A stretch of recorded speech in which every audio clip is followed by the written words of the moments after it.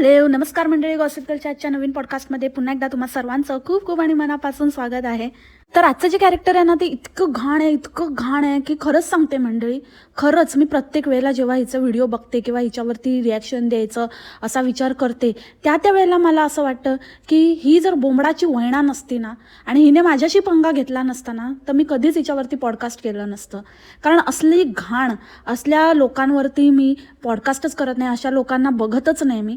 पण just because ती बोंबाडची वहिणा आहे, तिच्याकडे खूप सारा गोष्टींचा खजाना आहे आणि कधी कधी कामाला येते, तर तिचं फक्त तिच्याकडनं काम काढून घेण्यासाठी तिला मी एक कॅरेक्टर म्हणून ठेवलेलं आहे.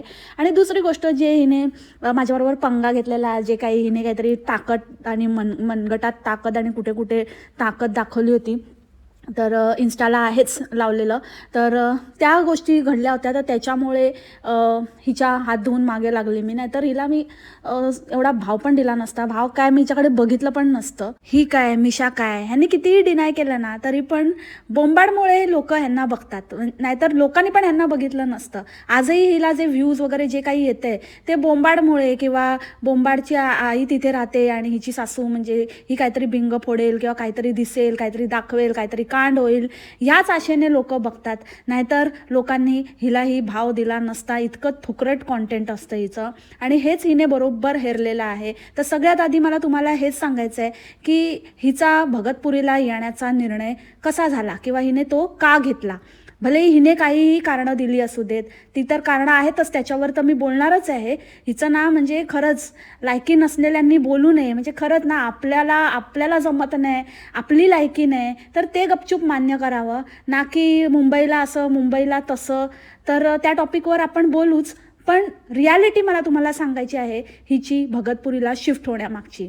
ही भगतपुरीला फक्त आणि फक्त ह्यासाठी शिफ्ट झाली कारण हिने हे हेरलं होतं की भगतपुरीला आल्यावर व्हिडिओला व्ह्यू येतात, आणि जेव्हा जेव्हा ही भगतपुरीला यायची तेव्हा हिला चांगले व्ह्यूज यायचे. म्हणजे अक्षरशः 1,500-2,000 व्ह्यूज येत होते हिला तिथे मुंबईला असताना. आणि मग जेव्हा ही भगतपुरीला मध्ये मध्ये यायची तेव्हा 2,000वरून डायरेक्ट म्हणजे 20,000 असे व्ह्यूज हिला भगतपुरीला एकेका व्हिडिओला एका दिवसाला यायचे.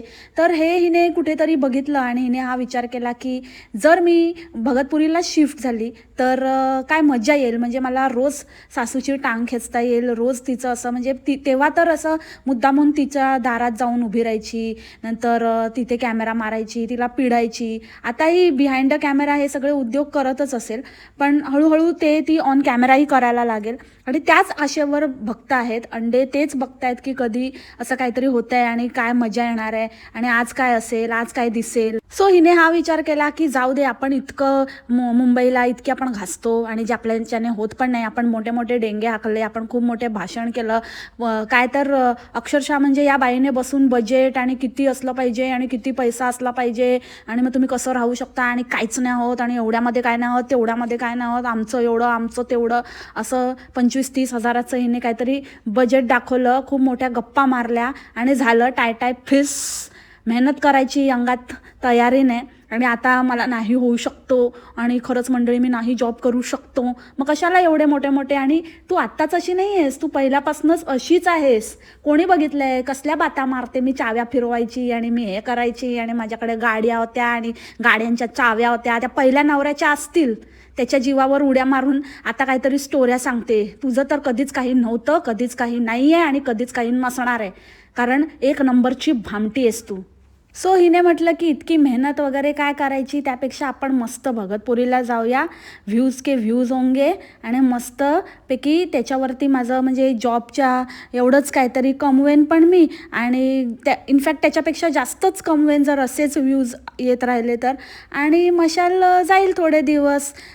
लास्ट टाईमला 15-20 दिवस गेला होता, अपडाऊन करत होता म्हणे 15-20 दिवस. मग 15-20 दिवसानंतर काय झालं काय माहिती. पण ह्या वेळेला तर मशाल पहिल्याच दिवशी बुजली आहे, उठलाच नाही मशालचा. म्हणजे मशालचे डोळे, झोपेतूनच उठला नाही मशाल झोपेतूनच उठला नाही आणि गेलाच नाही. तर तो 15-20 दिवस पण कसे काढणार आहे काय माहिती. लास्ट टाईम थोडासा जोर होता अंगात, तर 15-20 दिवस काढले त्याने. ह्या वेळेला तर पहिल्याच दिवशी झोपला पार, म्हणजे मशाल झोपला, मशाल उठलाच नाही. बुझी हुई मशाल बुझी हुई है, इसकी लो फडफडाती नाही आहे. सो ही जे काही बोलते की प्लॅनिंग झालेलं आहे आणि मी हसते, याचा अर्थ आमचं प्लॅनिंग चालू आहे आणि तुम्हाला लवकरच कळेल आणि तुमची साथ राहिली तर नक्कीच आपण ते स्वप्न पूर्ण करू आणि आमचं नक्की घर होईल. आणि अंडे तर आहेतच की हो ताई तू नक्की कर, तुझं नक्की होणार, आम्ही तुला साथ देणार, आम्ही तुला स्वप्न पूर्ण करायला मदत करणार. तर हिने हेच ठरवलेलं आहे की भगतपुरीला जायचं, तिथे व्ह्यूज मिळतात आणि मग अंड्यांना येडा बनवायचं आणि मग एक 6 महिन्यामध्ये आपण रक्कम जमा करून आपण एक स्वतःचं घर वगैरे इथे करू शकतो आणि मग ते अंड्यांच्या तोंडावर फेकून मारू शकतो, नंदूच्या पण तोंडावर फेकून मारू शकतो. ही तंतोतंत नंदूला फॉलो करते. तर भामटी ही जी कारणं सांगते ती कारणं खरी नसून खरं कारण भगतपुरीला येण्यामागचं हेच आहे की तिला यूट्यूबची चटक लागली आहे, तिला आयतं खाण्याची चटक लागली आहे, तिला कॉन्ट्रोवर्सी करून व्ह्यूज मिळवण्याची चटक लागली आहे, तिला बोंबाळबरोबर कॉम्पिटिशनमध्ये राहण्याची चटक लागली आहे. तिने स्वतःचं एक फ्लक्झमबर्ग बनवलं आहे आणि त्या फ्लक्झमबर्गमध्ये लाला लँडमध्ये ती स्वप्न रंगवते आणि तिथे ती राहण्याचा फील घेते. आणि हे सगळं या दोघीही दुसऱ्या तिसऱ्या कोणाच्याही जीवावर नसून अंड्यांच्या जीवावर हे सगळं प्लॅनिंग चाललेलं आहे. अंड्यांची नस यांनी ओळखलेली आहे आणि ह्यांनी हा फॅमिली बिझनेस उघडलेला आहे. आणि खरंच आता मला असं डाऊट येतो की हे जे काही चाललंय, हे जे काही घडलंय ते पण कितपत खरं आहे. आपण तर मजाच घेतोय, नो डाऊट अबाउट इट, त्याच्यामध्ये काहीच हे नाही आहे. पण हे लोक स्वतःची पोळी भाजून घेत आहेत आणि अक्षरशः म्हणजे यांचा धंदा आहे, फॅमिली बिझनेस चालवला आहे यांनी. एकमेकांची इज्जत काढायचा आणि व्ह्यूज कमवायचे आणि मग एकमेकांना कॉम्पिटिशन द्यायचं. बोंबाड पण भावाचं घर भरून देते वाटतं, असं पंगे घेतले तसं दाखवत आहेत, पण रियालिटी काहीतरी वेगळीच असू शकते. अंडे हिला अक्षरशः कॉमेंट करतायत की अगं किती वाईट, अशा वेळेला तरी मदत करायला पाहिजे, काय एवढा पैसा कामाचा आणि त्याच्या घरचे, म्हणजे बाकीच्या वेळेला ठीक आहे पण इतकं तुम्हाला त्रास होत होता, इतकं तब्येतीचं वगैरे तुमचं एवढा इश्यू होता तरी पण त्यांनी विचारलं नाही, त्यांनी काहीच मदत नाही, आर्थिक मदत नाही करत. अरे अंड्यांनो, सडक्यांनो, तुम्ही स्वतःची हेल्प करा आधी, दुसऱ्यांच्या संसारात आणि दुसऱ्यांनी काय केलं पाहिजे काय नाही तुम्ही एवढे दीडशाणे तुमची अक्कल पाजळू नका.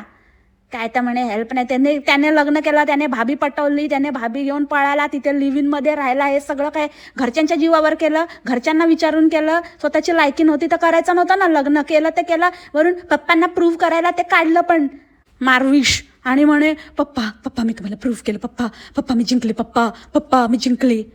अरे कोणाला, मग पप्पा बघतील, पप्पांच्या जीवावर केलं ना पप्पा बघतील, त्याच्या घरच्यांचं काय घेणं देणं नाही, त्याच्या घरच्यांना ह्यांनी विचारलं नाही, त्याच्या घरचे ह्यांना विचारणार नाहीत. आले मोठे घरच्यांनी मदत करायची वगैरे, कशाला घरच्यांनी काय ठेका घेतलाय का तुमच्यासारखे? म्हणजे हे लोक असे सडके लोक आहेत ना, हे लोकच असा विचार करू शकतात, ज्यांच्यात स्वतःमध्ये काय धमक नसते ना, तेच लोक दुसऱ्यांना असे काहीतरी ॲडवाइसेस देतात, तुमचे घरचे असे आणि तुमच्या घरचे तसे. तुम्ही तुमचं पोट भरताय का बघा आधी, नंतर दुसऱ्यांच्या घरच्यांचं सांगा. आणि हे भामटे तो 4 दिवस झाले, किती म्हणजे 4-5 व्हिडिओमध्ये तो एकच तो लाल मॅक्सीवरचा टॉप घातलाय, तो तर म्हणजे पूर्ण बघितला नाही तुझा फोटो तर असं वाटतं मॅक्सीवरच फिरते. तो घाणेरडा टॉप धुतेस तरी का, तोच घालून आपली फिरत असते. बघावं तेव्हा 4 दिवस झाले. पहिले त्या बैलमॅनचा पिट्टा पाडला, बघावं तेव्हा ते बैलमॅन तिथून बाजारातनं घेतलेलं तेच घालून फिरायची आणि आता हा टॉप काहीतरी घेतलाय तर तोच घालून आपली फिरत असते दिवस रात्र. ते मुंबईवरून येताना पण तोच, नंतर तिथे गावात आल्यावर पण तोच आणि आता कुठे गाव उंडारताना पण तोच. आणि बाबा इतके कट लावते, पूर्ण व्लॉग याचा कटाकट असतो, कट सगळीकडे 2-2 सेकंदाला कट लावलेला असतो. एक शब्द बोलते कट, दुसरा शब्द बोलते कट. तो मशाल बोलला तर मशालच्या तर म्हणजे मला वाटतं अर्ध्या शब्दालाच कट उडवूनच टाकते, त्याला बोलायला सांगते हो ना मशाल, कट, हा करेपर्यंतच कट, मशाल काठ. उरलेली पण बुजूई पण पूर्ण अशी ना हेच करून टाकणार राखेमध्ये ना, मला वाटतं एकदम चुरडूनच टाकते त्याची मशाली भाभी. आणि कोण रे बाबा हिला काहीतरी क्लासेसची वगैरे, म्हणजे लिटरली ना अंड्यांना एवढी पण अक्कल नाही आहे की कोणाला आपण ॲड करायला देतोय किंवा कोणाला आपण प्रमोशन करायला देतोय. तिचं थोबाड बघा, तिने इतकं प्रॅक्टिस करून सुद्धा काय वाट लावली, तिला साधं ॲबॅकस बोलता येत नाही. ॲबॅकसचे क्लासेस तुम्ही कधी ऐकलंय मंडळी? कसं झालं मला एकदम. आणि हिला माहिती होतं की नम्मोचा प्रश्न येणार, लोक म्हणणार की नम्मोचं काय झालं, ती शेवटी तुला भेटायला पण नाही आली, लोक काय मीच म्हणणार असं हिला माहिती होतं. म्हणून आधीच नम्मोचा फोन आलेला, नम्मोचा आत्ताच माझं आम्ही खूप खूप खूप रडलो. ती म्हणाली दुरावा तर नाही येणार ना. मी म्हणाली नाही येणार दुरावा, तुम्हाला तर माहितीच आहे नम्मो म्हणजे नम्मोच आहे. हो नम्मो म्हणजे नम्मोच आहे, नम्मो म्हणजे भामटी थोडी होणार आहे. आणि का फोन आला तर दाखवलं का नाही, जरा तरी दाखवायचं होता ना क्लिप घेऊन की बाबा नम्मोशी मी बोलते. आणि इतकी कशी अशी बेस्ट फ्रेंड की बाबा काय फोनवरच कळटवली तुला भामटे. हां ये ना चॉल बेया, म्हणजे तू किती काही दाखवलंस तरी पण आम्ही नाही, असं नाही चालत. भेटायला यायलाच पाहिजे होतं. तू सगळ्यांना टिंकीताई बिंकीताई चिंकीताई सगळ्यांना भेटली आणि नम्मोला नाही, आणि तुझा तो मित्र पण नाही. ओ शिट, म्हणजे खरंच यार तो मित्र पण नाही आला. माय गॉड, कोणच नाही. आणि काहीतरी सांगत होती म्हणे की मी जशी आहे तशीच आहे मंडळी, मी इतके वर्ष इथे राहते आणि माणसं तोडायचं मला नाही होत. मी माणसं नाही तोडत, मी माणसं जवळ करते. माझा स्वभावच असा आहे. मी सगळ्यांना घेऊन जाते, म्हणजे सगळ्यांना घेऊन. हां तू सगळ्यांनाच घेऊन जाते, एकदा सगळ्यांना घेऊनच डुबणार आहेस तू. त्याशिवाय ना तू शांत नाही बसणार. पण बाबा तुझे जे आहेत ना त्यांनाच घे आडवे तिडवे, आणि कसे पण करून सगळेच्या सगळे वंटासवा यूट्यूबवरनं. खूप बरं होईल खरंच भामटे. आणि तू सगळ्यांशी प्रेमाने वागते, सगळ्यांना सांभाळते ना, तर तुझी बहीण कुठे आहे ते सांग आधी. बहिणीचं काय झालं तुझ्या? बहिणीचा तर आता पत्ताच नाही की बहिणीने कधी एंट्री मारू नये, बहिणीला दरवाजे बंद व्हावेत भगतपुरीचे म्हणून तर नाही तू हा भगतपुरीचा फार्स टाकलास. पक्की शाणी ग तू, धूर्त कोंबडी. सांग ना खरं सांग, काय तुझं काय आहे? तुझी बहीण कुठे आहे? तुझ्या बहिणीचं जरा सांग ना, का नाही बोलत, का नाही येत, कुठेच तिचा उल्लेख का नसतो? खानदानी बिमारी आहे यांना, ह्यांच्याबरोबर कोणीच टिकत नाही. ती बोंबाड कशी, बोंबाडचं पण एकदा एक मैत्रीण दिसते नंतर दिसतच नाही, गायब. तसंच या भामटीचं पण आहे. या भामटीचं पण कुठे ते डंबो नाही की तो मित्र नाही की बहीण नाही की कोण नाही, तेवढ्या पुरतंच असतं हिचं. कॉन्टेंटसाठी यूज करायचा. ह्यांची रियालिटी कळली ना लोक लांब लांब पळतात यांच्यापासून. ही यांची असलियत आहे. ते घर सोडताना काहीतरी सांगत होती, बाबा आता टोमॅटोच्या डायलॉग नंतर नवीन डायलॉग आहे भामटीचा, नीट कान देऊन ऐका मंडळी. या घराने मंडळी आम्हाला खूप खूप खूप दिलं मंडळी, काय सांगू मंडळी तुम्हाला. या घराने आम्हाला काय काय दिलं. या घरामध्येच मी आले होते. म्हणजे आमचं ठरलं होतं ना आता लग्न करायचं, तर आम्ही ठरवलं होतं. तर म्हटलं की आता लग्न करून यायचंच आहे, तर आम्ही या घरातच आले होते. या घरात मी लग्न करून आले होते. याच घरात तो टोमॅटोचा इन्सिडेंट झाला होता. टोमॅटोसाठी एक एक पैसा आम्ही गोळा करत होतो. खूप कष्टाने आम्ही 10 रुपयाचे टोमॅटो उधारीवर घेतले होते. एक एक रुपया गोळा करून मंडळी. हेच ते घर, हेच. कसं विसरू मी हे सगळं? कसं टोमॅटोचं तर मी विसरू शकत नाही मंडळी. आणि कसं काय तुम्ही पण विसरू शकता? नाहीच होऊ शकतं मंडळी, नाहीच होऊ शकतं. टोमॅटो खूप इम्पॉर्टंट आहेत मंडळी. ह्याच घरामध्ये आम्ही टोमॅटोचं सार शिजवून, एक एक रुपया जमून टोमॅटोचं सार शिजवून खाल्लं होतं मंडळी. मशाल बाहेर रडत होते, मी आत रडत होती, मशाल बाहेर रडत होते. इतकं मंडळी काय सांगू मी तुम्हाला, खूप दिलं आहे मला या घराने. आणि खरंच मंडळी कोणाकडे अपेक्षा करू नये. अपेक्षा ठेवल्या ना की अपेक्षाचा पत्क होतो. अपेक्षा करू नये मंडळी. अपेक्षा खूप रडायला येतं. काय सांगू मंडळी, मला खूप नाही सांगू शकतो मी, नाही सांगू शकतो. नको सांगू. हां पण रडू नकोस बाई. ते रडणं तुझं बघवत नाही. आधीच ते फेंदारलेला आणि असं फुगवते रडता ॲक्टिंग करताना अशी. बाबा ही लांबून चालत होती ना त्या दिवशी, तरी पण दिसत होते असे होली मोली. पाणी भरून घेऊन येत होती ना, लांबून पण चालते तरी नाकाची बुरज दिसतात तिच्या. आणि बाबा त्या उजेडाचं ज्ञान देत होती, म्हणत होती की बघा उजेड आहे, आणि बघा किती उजेड आहे, असं काय अंधार नाही आहे इथे. सगळे म्हणत होते पण आहे इथे, लाईट आहे. हो ग हो लाईट आहे. एकदम उजेड पडलाय तुझ्या तोंडावर. इतका उजेड पडलाय की तुझा रिअल थोबाड दिसतंय, रिअल फेस. म्हणजे खरंच उजेडच आहे, उजेडच पडला ग बाई. आणि ते पाणी भरून घेऊन येत होती तर मशाल किती बडबड नुसता चुरू फप्प्या आहे का नंबरचा. फप मावा थूक आधी. ते मावा खाऊन तोंडात असा फप्फाटे झाले, फप्फटा. बघा तुम्ही कशी आमची भामटी पाणी घेऊन येते. आणि बघा तिथं असं होतंच, कसं असतंच, करावंच लागतं. हे गावचं लाईफ आहे मंडळी. गावचं लाईफमध्ये असं पाणी वगैरे, तर हे फक्त गावाचंच तुम्हाला दिसेल. पण काही हरकत नाही, ते सवय होऊन जाईल. आता सवय नाही राहिली. हां होती सवय पण आता नाही राहिली ना.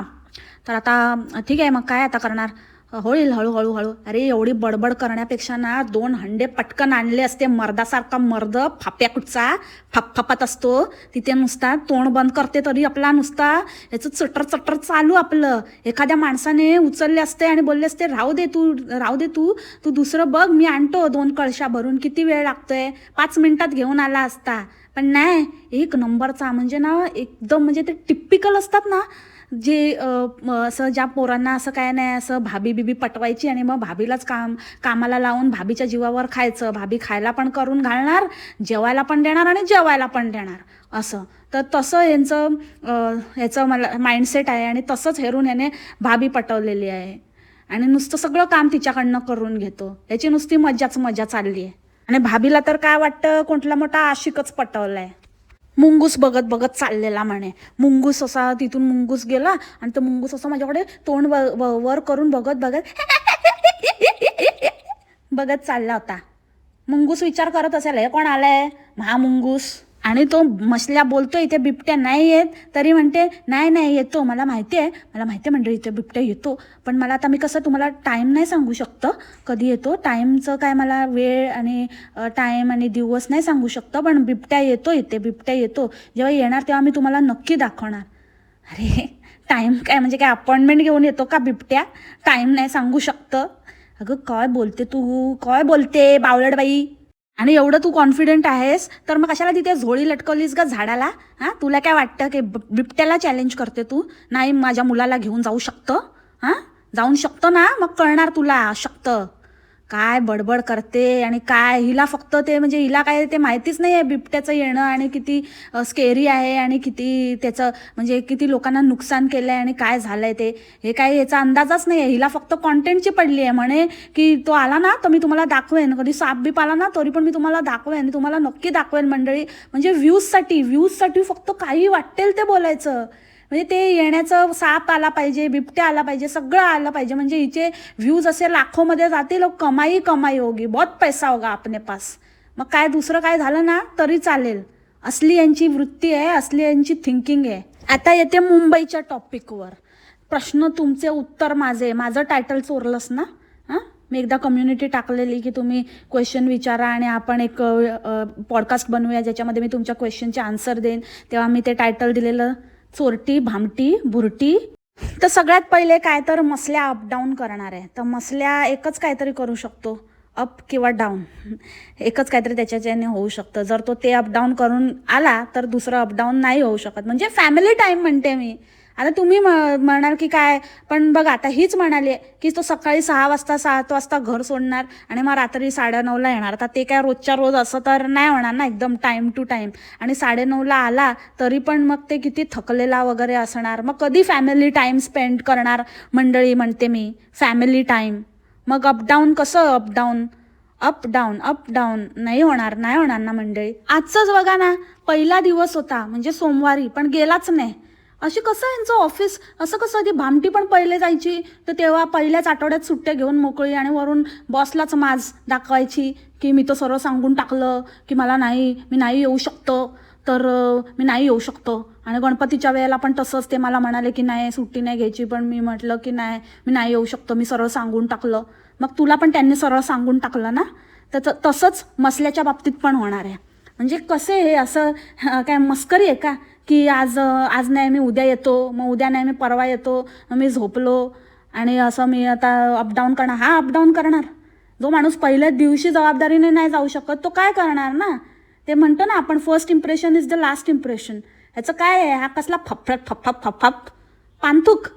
नुसतं आपल्या ते आईचं मागे सांगायला दिलं की हा मशाला तुमच्याशी काहीतरी बोलायचं आहे, तेव्हा पण तसंच आपलं की मला तुम्हाला एकच सांगायचं, मला तुम्हाला एकच सांगत आहे की मला असं काय होऊ नाही शकत. तुम्ही असं बोलू नका, असा विचार करा, तुम्ही जरा माझा विचार करा की मला काय वाटत असाल. आणि तसं मला हे पण सांगायचं आहे, मला आता फक्त एकच सांगायचं आहे की जे मी करणार आहे, मी जाणार आहे कामाला आणि मी जे काही पहिले जिथं होतो कामाला तिथेच मला त्यांनी बोलवलं आहे आणि मी फक्त त्यांना सांगून टाकलं आहे मला नाईट नाही जमणार, मी डेमध्ये येईल.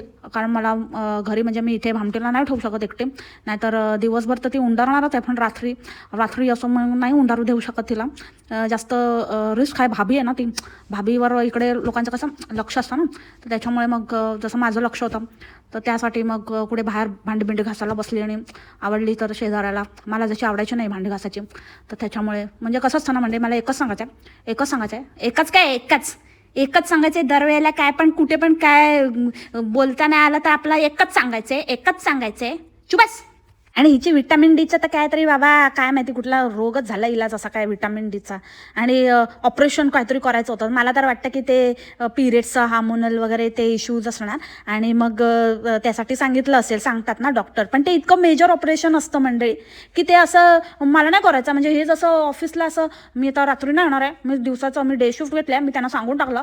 मग नंतर गणपतीला कसं केलं की नाही मी आज त्यांना सांगून टाकलं माझ्या मॅडमला की मला आज काय जमणार नाही. मी सांगितलं नाही शक्य, मला मी नाही येऊ शकतो. तर तसंच हॉस्पिटलचं पण आहे लोकांनी डॉक्टरला पण सांगून टाकलं की ऑपरेशन नाही, आम्हाला नाही करायचं, ऑपरेशन नाही करायचं, मला ऑपरेशन नाही करायचं होतं. मी सांगून टाकलं नाही मी गावाला जाते, मला ऑपरेशन नाही. अरे गावाला जाऊन काय ऑपरेशन टळतं का? एखाद्या व्यक्तीचं कुठलं ऑपरेशन सांगितलंय तर त्याचं सोल्युशन हे असू शकतं का की गावाला जायचं? नाही मी ऑपरेशन नाही करणार, मी डॉक्टरांना सांगून टाकलं मला ऑपरेशन नाही करायचं, मी गावाला जाते म्हणून काय जो होणारा त्रास काय जातो का? म्हणजे काय फायब्रॉइडचा असेल किंवा इरेग्युलर पिरियड्सचा असेल किंवा पिशवी संबंधीचा असेल, युटरसचा असेल, काही असेल तरी पण ते काय गावाला जाणं हे सोल्युशन आहे का? ऑपरेशन असं काय टाळता येतं? आणि ह्याने तर बोलण्यात तिला पोचवूनच टाकली. त्याला बोलायला दिलं तर तो तर एकदम काय बोलतो माहीत नाही, बोलजुबा केसरी. खरंच म्हणजे ना फुल डोक्यामध्ये पण भिनले, याच्या एकदम झिंगलेला आहे सेम बहिणीसारखा. काय तर म्हणे की मला माझ्या तो डोक्यात एकच विचार चालू होता. मला तर तेच वाटत होतं की भामटीला काय झालं तर माझं आणि मावशीचं का होणार. मी तेच विचार करत होतो भामटीला काय झालं. अरे काय भामटीला काय झालं? भामटी काय लोकांना पोचवेल, ती तुला पोचवेल. तुला आता करणार आहे बघ अप डाऊन. ती घरात पण आणि बाहेर पण तुला करायचं आहे, हे लक्षात ठेव. भामटीला काय झालं, भामटीला काय होत नसतं. तू दुसरा आहेस, तेरी पहिली बारी आहे. भाई तो जिथे कुठे असेल ना हिचा पहिलावाला, तो म्हणत असेल भाई सुटलो मी. म्हणजे तो इतका खुश आणि देवाला ना अक्षरशः म्हणजे रोज फुलं आणि दुधाचा हे दाखवत असेल ना, दुधाने अभिषेक घालत असेल. आणि हे येडं नाचतंय भामटी भेटली म्हणून. भामटी माझी भाभी लव्हर. काय तर म्हणू की आमचं ना मुंबईत घर असतं ना, स्वतःचं घर असलं असतं ना तर आम्ही कधीच सोडली नसती मुंबई. आहे ना भामटी? हो आमचं घर असलं असतं ना मंडळी, आम्ही कधीच सोडली नसती. आणि मग नंतर कट्टू एकदम सेकंड ह्याला मुवमेंटला म्हणते की माझं तर कधीच स्वप्न नव्हतं मंडळी, मी कधीच असा विचार, मी कधीच मशालला म्हटलं पण नाही. मशाल मी तुम्हाला म्हटलं का कधी म्हटलं मी की आपल्याला मुंबईत घर घ्यायचं आहे? नाही ना. हा ना मशाल, हो ना. हो नाही हिने कधीच नाही म्हटलं. अरे मग आता तर तू बोलत होता की असतं तर आम्ही कधीच सोडली नसती, नाही आहे म्हणून तुम्ही सोडली. आणि आता बोलता की आम्ही कधी घेतलंच नसतं. म्हणजे तुम्हाला घ्यायचं पण होतं पण तुमची औकात नव्हती. हीच रियालिटी आहे, तुमची लायकीच नाही आहे. आणि 15 लाखाच्या गोष्टी वगैरे तू तर काय करूच नको. तू ज्याला मुंबई म्हणते ना ती मुंबई नाहीच आहे. कुठलं गाव खेड्याचं तू सांगते, पालघर डिस्ट्रिक्ट वगैरे कुठलं तरी ते साईड महाराष्ट्र असलं तरी ते मुंबई नाही आहे. मुंबई म्हणजे तुम्ही ठाणे, पनवेल, त्याच्यानंतर आपलं पालघर आणि कुठलं सगळं कुठल्या पण याला तुम्ही मुंबई सरसकट मुंबई. आणि 15 लाख 20 लाखाला काही मिळत नाही. 10 बाय 10चं पण नाही मिळत, झोपडं पण नाही मिळत, समजलं ना. आणि तुझी जी लाईफस्टाईल आहे ना, जे तू म्हणते की ही असं मला पाहिजे होतं आणि हे कधीच मुंबईला पॉसिबल झालं नसतं आणि म्हणून मी इथे आली आणि हे पाणी बिणी मारायचं, हा मातीचा सुगंध मला कधीच मिळाला नसता, ही लाईफस्टाईल कधीच मिळाली नसती, इसलिए छोड आहे हम वो गलिया वगैरे जे डायलॉग मारते ना, आता तुला बघ मी तेच ना उलटा बाण तुझ्या घुसडते कसा.